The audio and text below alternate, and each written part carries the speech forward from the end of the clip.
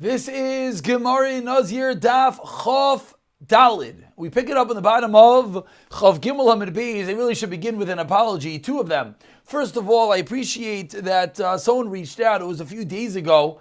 Unfortunately or fortunately, I'm a day or two ahead in the recordings that I believe it was on Chaf Amid Beis or Chaf Aleph Amid Beis. I don't remember which one. I ended at one place and I started the next year a few lines down. So everyone that's following, I hope everyone just filled in those few lines. Maybe it was New Testament Beis Chaf Amid Aleph. Either way, just a quick pointer that if you're strictly following along with the Shira, make sure that you fix up those few lines. And secondly, as everyone's about to see in a moment, we're about to get to a Mishnah on 4 lines. So I should have went through that Mishnah. But I'm sorry, it is what it is. And with that, let's get learning. Says the Gemara on the bottom of Chav Gimel and Beis, wrapping up the limud, the stories of Lot's daughters, which was yesterday's daf. Amar Rav Chia bar Avin, Amar Rav Yeshua ben Karcha. La'olam, you know we learn from Lot's daughters. Yaktim adam lidvar mitzvah. You should jump. You should come early to Dvar Mitzvah. Why? Shebischar leila achas. The reward of one night. Shekad masa bechir litzira. That the older daughter jumped before the younger daughter. They thought the world was ending. They thought they were saving the world. And the older daughter jumped in a night earlier. What did that one night get her? Says the Gemara as we turn over to of Daled Amar Aleph. Zascha she was v'kadma arba dairos b'Yisrael lemalchus. That was an expensive night, as we could call it. That night got her an incredible schos. That was 4 generations of malchus. 4 generations. Ayvar Yishay, David, and Shloimeh came to this older daughter of Lot before the younger daughter got involved with Rechavam, which eventually led to Shloimeh HaMelech. But 4 dairos, why? Because she jumped in to do the mitzvah early. And with that, we continue on Chav Daled Amar Aleph with a Mishnah. And this Mishnah is really going to pick up from our previous discussions, more back into the sugya of Naziros. Let's dive in and then we'll explain. Says the Mishnah, Isha Shenadra bin Nazir. We have a woman that says she's a Nazir. Ve'efrisha es be'emta. And she is a mafrish. Her behema, she's mafrish, her animal. Hopefully, this sounds familiar as we had this a few days ago. And then after she's mafrish, her behema, what happens? And then the husband was mifrit. The Gemara brought this down in the sugya, trying to figure out, is the afara of the husband mekas guys? It just severs or me'akar akar? It uproots from the beginning. That's where this Gemara quoted this Mishnah. But now we're going to delve deeper into this Mishnah that made a woman who makes herself a Nazir separates a behemah, and then her husband goes and undoes the Nazirus. Says the Mishnah, it depends on that animal that she separated. Whose animal was it? Or I shall say, whose animal was it? If was her husband's animal, the animal goes out to graze with the flock, which is a way of saying it refers to chulin. It was his animal. He undid the Nazirus. That animal goes back to being a regular animal. But continues the Mishnah of Imshalaisa. Let's say it was her animal. How does she have an animal? We all know the rule of Masha Concise. Isha Concise, whatever a woman owns, her husband owns. We're going to get there in today's daf. Says the Gemara, if it's her animal, achatos tamus. If it's her animal, then there are multiple karbanos for another. The animal that she designated for achatos has to die. Va'ila, the animal designated as karban oila, tikarev, could be brought as an oila. And the shlamim is tikarev shlamim. So we have 3 karbanos, the chatas, the oila, and the shlamim. The chatas dies, the oila is an oila, the shlamim is a shlamim. But says the Mishnah, the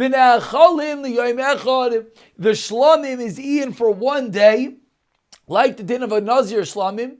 It does not need bread, which normally is the din of a Nazir shlamim. So it's a middle hybrid of a shlamim. It's eaten like a Nazir shlamim, but it does not need bread like a Nazir shlamim. Hayula ma'is situmim. Says the Mishnah, if she just had money that was stam, money that wasn't designated, delineated for any particular purpose, what's the halacha? Yiplu linidava. That money goes as a communal offering. Ma'is mifurashin. if she had specified funds, meaning, what is the difference between Ma'is Tam and Ma'is Mifurashin in our context? That she specified this money for the Karban Ayla, for the Karban Shamim, for the Karban Chatos, and then the story of our Mishnah that what? Her husband on dinner in Zirus. What is the halacha? Demei Chatos, the money says he has a Chatos, Yelchul Yam HaMelech, has to be destroyed, goes to the Yam HaMelech. Lo Yenanin, she can't get any hana from it, V'lo Mayalin Bai. But if she misuses it, she does not commit Me'ilah being the halacha of someone misuses, abuses hektish property, consecrated property for mundane usages. It's called Me'ilah. So there's no Me'ilah. Temei Ayla, Yaviyu Ayla, she brings an Ayla with it, Umaylam Behen, and it would have a din of Me'ilah if she misuses it. Temei Shlamim, Yaviyu Shlamim, and V'nachol Yom Echad, it's in one day, Ve'ein Tu'unin Lechem, and it does not need bread. So it's in for one day, which is not the same halach, which is the same halach as the Nazir Shlamim, but similarly it does not need lechem. So basically, one theme of the Mishnah with multiple applications, the theme being a woman that creates herself into Naziris and her husband subsequently undoes it after the wife already separated her behema. What is the status of those behemoths, of those animals? That is the discussion of the Mishnah. And with that, we go dive straight into the Gemara. Says the Gemara, Man Tana, who is the Tana of our Mishnah? The Baal loy mishtabe la, that the husband is not obligated to give her karbanos, because the fact that the Mishnah seemingly is discussing that she has to separate the karbanos himself indicates that he, the husband, does not have to provide them. Meaning, because we saw in the Mishnah a differentiation whether it's her animals or his animals. Seemingly, he does not have to provide the animal. So we start off the discussion with trying to figure out who is the Tana of our Mishnah who says that the husband does not have to provide the animals for the karbanos of his wife. Amar Rav Chisda Rabbanani. It's the Rabbanan. Why? If you're going to think it's Rav Yehuda, what is the reason that the animal goes out and the animal it goes back to being a non-consecrated animal? Again, let's look back at the Mishnah. The Mishnah said that if the animal is his, it goes back, reverts back to being chulin. So what does Rav Yehuda hold? If we're going with the opinion of Rav Yehuda, what would be the reason that the animal would revert back to being non-consecrated chulin? But Rav Yehuda is of the opinion that what? That a husband is obligated to provide for his wife's karbanos. So if he's obligated to provide for her karbanos, there's no reason that the animal should revert back to being chulin. Titanya, as we learned in Abraisa, Rav Yehuda, Imer says Rav Yehuda, we're about 14 lines from the end of Chav Daled Amud Aleph. Says Rav Yehuda, Adam mevi karban ashir al ishtoi, v'chein kol karbanoi shi chayeves. Says Rav Yehuda, two details. Number one, if a person is wealthy, he has to bring a wealthy person's karban for his wife. And this is referring to the different karbanos that based on your wealth bracket, you determine which karban it is. So if your karbanos, you have to bring for his wife. And similarly, all the karbanos that she is obligated to bring, the husband has to supply those karbanos. How do we know that? Shekach kosav law. That's what he writes to her in the ksuba. Kol achrayis teislach alai min kadamta dina. What does the husband write to his wife in the ksuba? Not only is he going to provide for her, but rather his property, his karka, his mortgage is going to take care of anything that he says to her that I owe from you from before now until now, and therefore included in that is their karbanos of his wife. So says the Gemara that if the Mishnah was Rav Yehuda, there would be no reason that if she separated a karban of her husband, that karban would be allowed to go to chulin. Says the Gemara, so seemingly who is the Tana of the Mishnah? The Chachamim. Answers the Gemara, Rava Amar, comes along Rava, 10 lines from the bottom, the first one line is Rava. Says Rava, really? Afilu Tamer Rav Yehuda. You just suggested the Mishnah is only the Chachamim. Says Rava, no. The Mishnah can even be Rav Yehuda, even the opinion that says a husband is obligated to support karbanos for his wife. How does it fit with the Mishnah? Ki mishtabed lo, when does the husband mishtabed? When does he obligate himself? B'milsa ditzricha la. Only with items that she will eventually need. B'milsa d'loitzricha la. Like that which she will not necessarily eventually lead, he does not obligate himself in. And therefore, just like the husband has the control to get rid of his wife's Nazirus, therefore, there's never going to be a case, says Rava, that his achrayis in the ksuba will obligate him to bring such karbanos, and that's why our Mishnah can even go according to Rav Yehuda, that even if the husband is obligated to pay the karbanos of his wife, still the din of the Mishnah could stand that if she separates an animal of his, and then he is made for it, the animal reverts back to chulin. Continues the Gemara, Ikadi Amri, about 6 lines from the end of the Amud. Mantana, another way of learning what we just learned. Mantana, who's the Tana of the Mishnah, Rav Yehuda. The Gemara now starts off that diving straight in that we're going with Rav Yehuda. Why? And we explain, it's Rav Yehuda. You know why it's Rav Yehuda? Because you're only obligated for items that are tzarich, items that are for sure going to be brought, but if not. Says the Gemara, klal. According to Rabbanan, he has no obligation at all to pay for a karbanos. So then the question is, how did she, in the first place, take his animal and bring it as the karban? The Mishnah seemed to indicate that if she takes his animal and then he goes and is made for it, then he goes l'chulin. But according to the Rabbanan, how does she take his animal in the first case? Ella Dami, says the Gemara, 2 lines to the bottom, and I apologize, we're having a little bit of a video audio sync issue. But says the Gemara, Dami, what's the case? Timishtabed law must be that the husband, obligated himself to provide her with animals as a karban, and how is that applicable? Not like Rav Yehuda that it's inherent in the ksuba. No, it was a separate deal husband made with wife.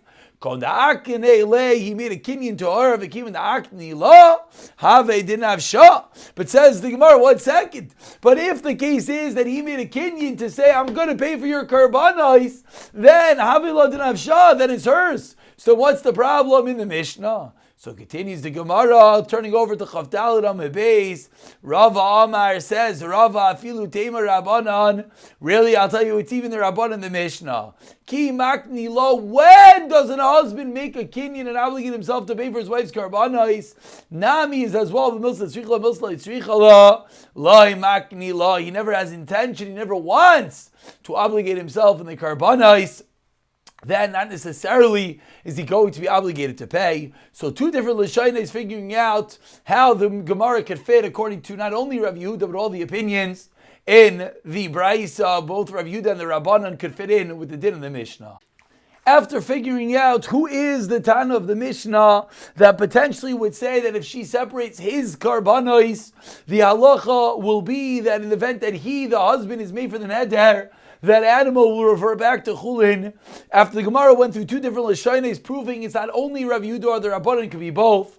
We continue on Chavdalad Amud Beis, 3 lines down, quoting the Mishnah, delving deeper into these halachas. The Mishnah said, so